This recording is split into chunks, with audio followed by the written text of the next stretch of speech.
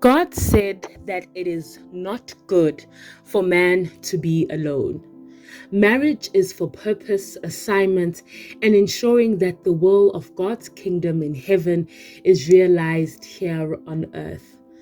Many, however, find themselves in marriages that are not in the still waters of peace, loving kindness, and patience that God has purposed all marriages to have.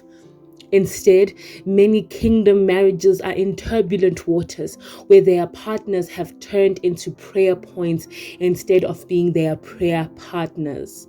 One of the ways in which we see this is the paramount abuse that exists within marriages.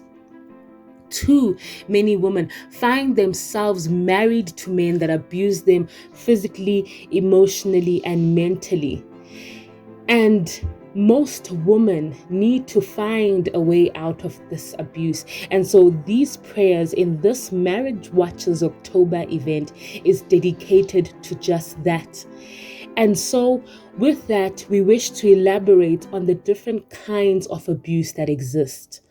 We have verbal abuse, which includes swearing and continual humiliation in private or in public, attacks on intelligence, sexuality, beauty image, and capacity as a parent and spouse, ridiculing religious beliefs or ethnic background, screaming, shouting, name calling, and putting down the other.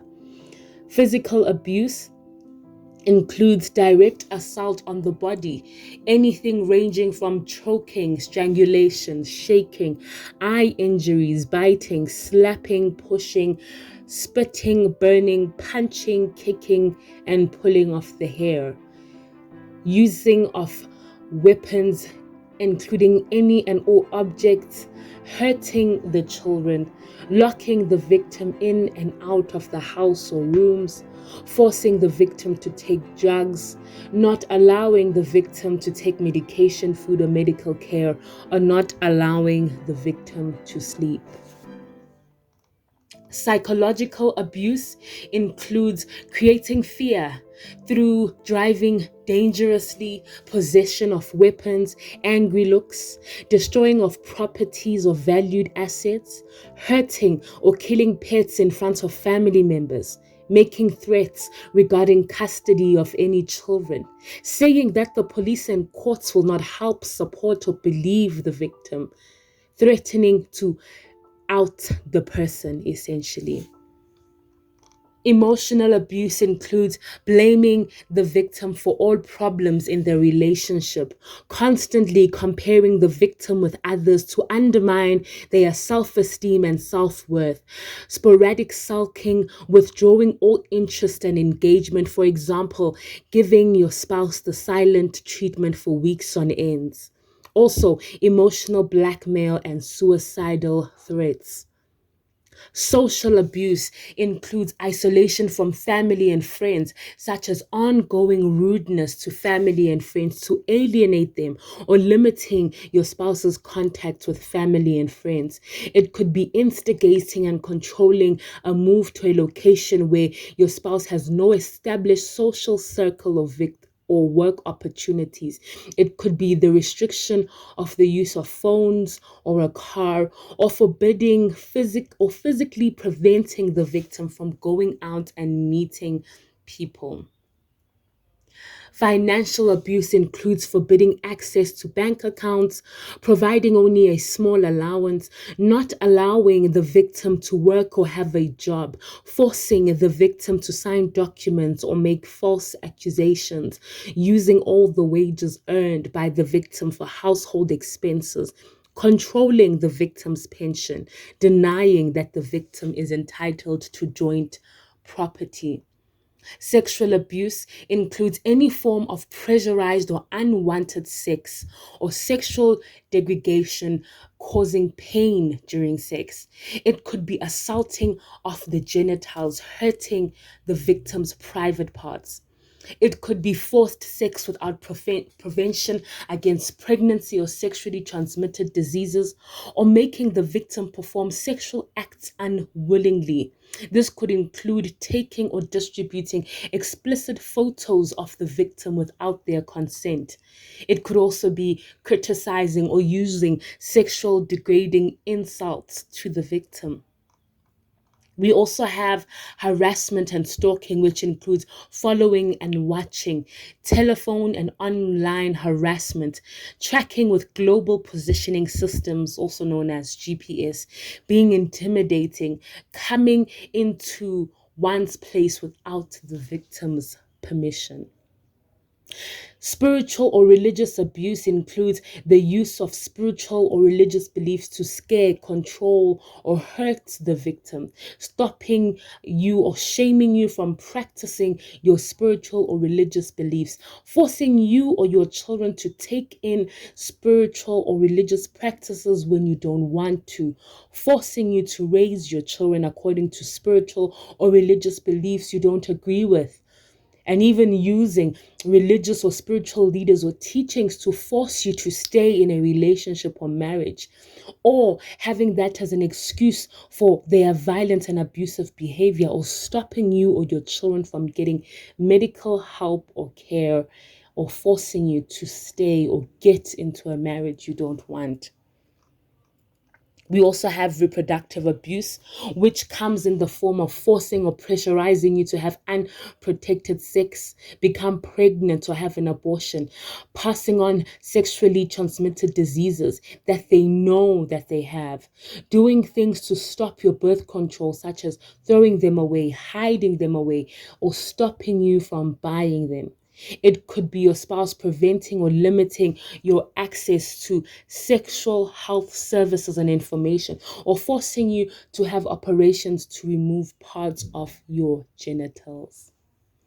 And as we have discussed the different kinds of abuse, it is important that we understand that abuse can manifest itself through violent actions that really, at the root core, are motivated by wanting to have power and control over the victim. Many a times, this power and control is exerted through the use of coercion and threats, whereby the person will be making or carrying out threats to both you and ensure that they are. This could also include making your partner drop criminal charges against you, or making your partner do illegal things. Power and control can also be exercised through intimidation, where you make your partner afraid through actions, gestures, or looks. It could be the smashing of items. It could be destroying your partner's property. It could be abusing pets or displaying harmful and dangerous weapons towards your partner. Power and control can be exerted through emotional abuse, whereby you are putting down your spouse, making your partner feel bad about themselves, calling your partner names, making your partner think he or she is crazy, playing mind games, humiliating your partner, or making them feel guilty. Power and control can be exerted through the use of isolation, whereby you control what your partner does, who they see and talk to, what they read, or where it is that they go, or by limiting your partner's involvement in any activities outside of the home. Isolation could even include jealousy being used as a justification of harmful actions. Power and control can be exerted through minimizing, denying, and blaming. These include making light of the abuse and not taking your partner's concerns seriously. It could be saying that the abuse didn't happen. It could be shifting the responsibility for one's abusive behavior, or saying that your partner is the one that caused it. Power and control can be exerted by the use of children, where you make the partner or ex-partner even feel guilty about having his or her children, by using the children to relay certain messages, or using visitation rights to harass the partner, or threatening to even take away the children. Power and control can be done through the use of male privilege, whereby men can treat their wives like servants, whereby they are the only ones who are allowed to make big decisions, or they act as though they are the ones who only thing that matters in the household, or being the one to define the man and woman's roles in the house. Power and control can be exerted through economic abuse, whereby you prevent your spouse from getting or keeping a job. You are the one who is ensuring that you control all the money that your spouse is able to keep, not allowing your spouse to keep any money by taking it all for yourself, or not letting your spouse know about money or have access to it, especially if it is income for the family. And so, family, with that, if any of these descriptions apply to you, or you believe that you may have inflicted this on your spouse, we urge you to join our Marriage Watchers October event, whereby we will be praying marriages out of the turbulent waters of abuse. This is important for us all to understand, because God, as the creator of marriage, is a God of justice who does not condone abuse of any nature. The word of God is explicitly clear about this, as we see in Colossians 3 verse 19, that says, "Husbands, love your wives and do not be bitter towards them." Meaning that anything that is done out of love is considered as abuse. No matter how subtle or big it may be, it is still abuse, family. Ephesians 5:25 states that, "Husband, love your wives just as Christ loved the church and gave himself for her," illustrating to us that Christ never abused the church, since he lived a sacrificial life for the church. As such, husbands are then expected to not abuse their wives, but rather live a sacrificial life out of love for them. We also have Ephesians 5 verse 28 that explains that husbands ought to love their wives as they love their own bodies.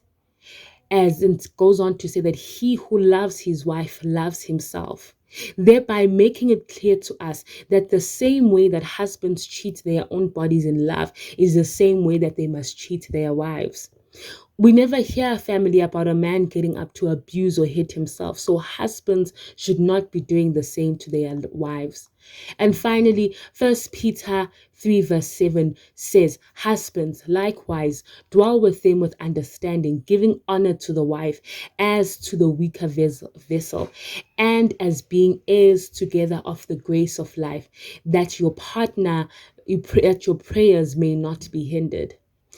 This further illustrates to us that husbands who beat up their wives have a huge problem, as their prayers are not heard in heaven.